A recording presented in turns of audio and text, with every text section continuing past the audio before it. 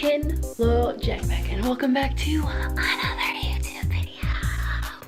I know it's been a month, but like, the world is ending. I'm sorry. So today we are doing a story time I have been talking about for a bit, but I just wanted to get like actually remember like the chronological happenings of it. I had to establish my timeline. Okay, it's been a long time, like over 10 years since I've even really thought about this. So it took me a bit to gather my thoughts and remember how and when like everything went down. So this is the story of how my ex became my uncle. So when I was 14, I started working at McDonald's, and I got that job there because my uncle by marriage was the manager and he could like vouch for me or whatever. And I got my paperwork that said I'm allowed to work as a minor, and I got my job at McDonald's, and I worked there for 4 years, but that's not really part of the story. Just a fun fact. I was there for about a year before I noticed this kid in Grill who had been there, I'm pretty sure, or had just started.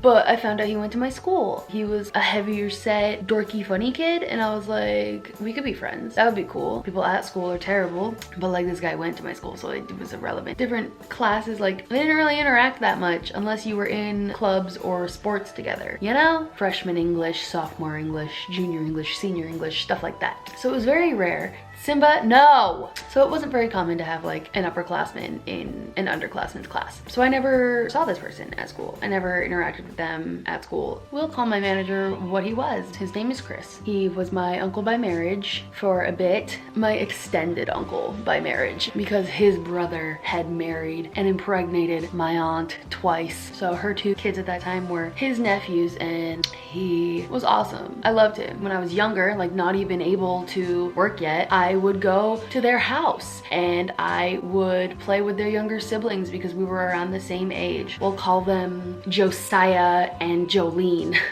Okay?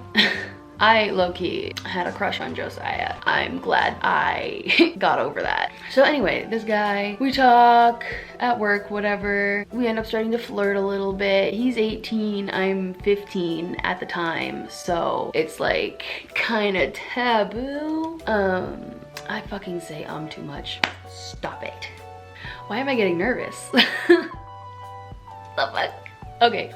So he was 18, I was 15, I was gonna be 16 in a few months. We would go for drives, listen to music. He introduced me to Hollywood Undead. I don't know how many people know that band, but if you know that, you like their songs, comment your favorite song. I liked, that was low-key our song. Like we would listen to it and be like, that's gonna be us. We will sit on our front porch and grow old together and all that fun stuff.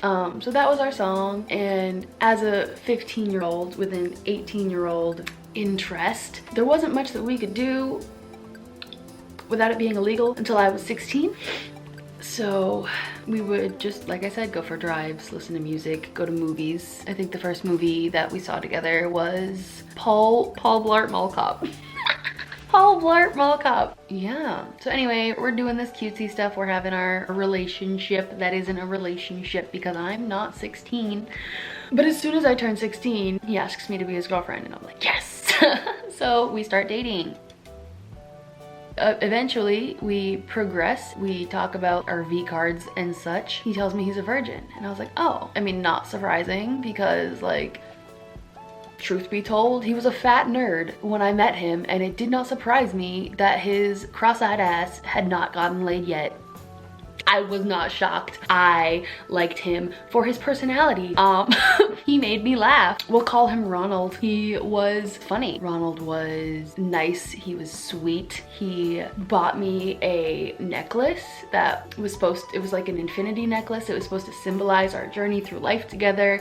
He got me a promise ring. We ended up having our first time together on the beach before he shipped off to boot camp. P.S. While he was at boot camp, I would write his ass every single day. Every single day. I wasn't allowed to mail them in at first until he sent me a letter, and then I literally just like folded all 28 letters from the month and put them all in the same envelope and sent them out. He had to do push-ups for every letter I sent, and you know what? I don't feel bad anymore. I did at the time, but I don't anymore. And when he got back from boot camp, it surprised me. It was cute. He was just in the basement with my dad when I got back from school, and I was really excited to see him. I remember jumping, like in the movies, jumping, legs wrapped around arms. Oh my God, I'm so excited you're back type shit. And everything was good for a bit. We like rabbits. I'm sorry, that was probably TMI, but like rabbits. 8 times in one day, rabbits. I thought things were going so well. I talked him into moving out of his mom's house and being more independent. He ended up moving out of his mom's, who was a smother. She also, you know all those Beanie Babies I have?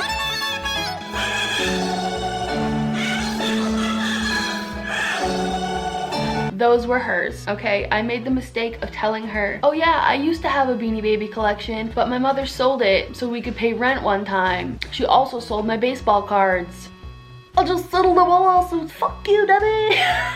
There's a reason that Eminem song resonates with me so hard. But anyway, she was like, oh, you can have my duplicates. And I was like, oh, so she's gonna give me like 5 or 6 Beanie Babies that she has extras of. No, this bitch gave me 2 totes, those big plastic totes that you like store stuff in your garage with, 2 of them full of Beanie Babies, minis, normals, jumbos. Like, I was like, thank you. I've literally been lugging those around for 10 years. I don't know what to do with them. I don't have anywhere to put them. They're currently in my attic. Like, they're back at my childhood home because I wasn't gonna bring them with me to California. Like, no, I don't need that with me anymore. Those went with me to Maine when I moved from New Hampshire. They went with me to Tennessee. They went with me to Louisiana. They came back with me to New Hampshire. And then when I came to California, they stayed in New Hampshire where they belong. But anyway, I got him out from under his mother's thumb, and he ended up actually moving in with Chris from McDonald's, my uncle, which meant he spent all kinds of time with my family when I wasn't there, including Jolene.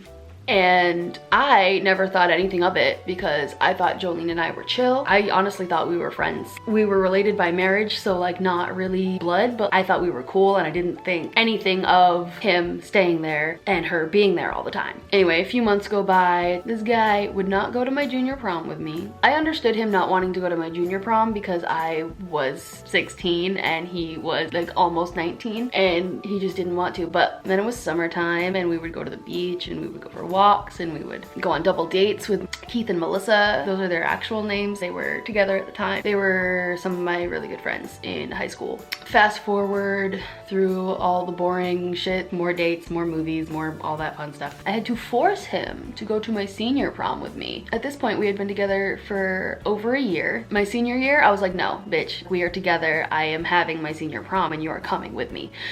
You are coming to my senior prom. You are going to wear your dress blues because I went through boot camp with you. And that's when I should have known that things were getting weird. Fast forward to me graduating high school. I am now out of school. It's our first summer where we can literally do whatever because we both have jobs. Neither of us is in school. He's not shipping out or anything. Like, he was in the reserves. So like, it was the first time that we could actually like focus on us, and he chose to focus his attention elsewhere.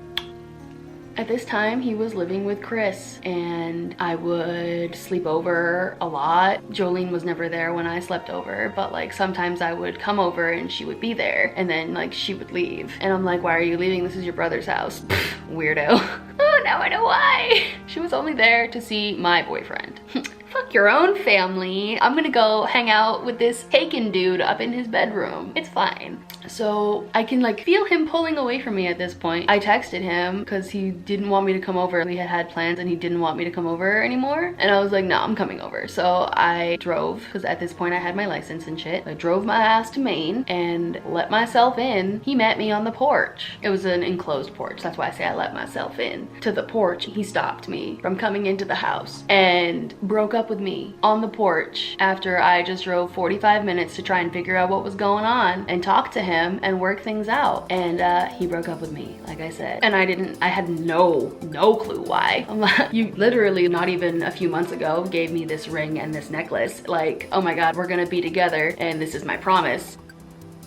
Okay. So he breaks up with me. I go inside, I get all my shit. I'm like, I want my CDs, I want my clothes, I want all of it. I want everything. Give me all my shit. So I got it. I left. And guess who was together? No, not even a month later. Ronald and Jolene, who is my aunt by marriage. Little under a year later, they get married and had the audacity to invite my grandparents. Excuse me? Excuse me?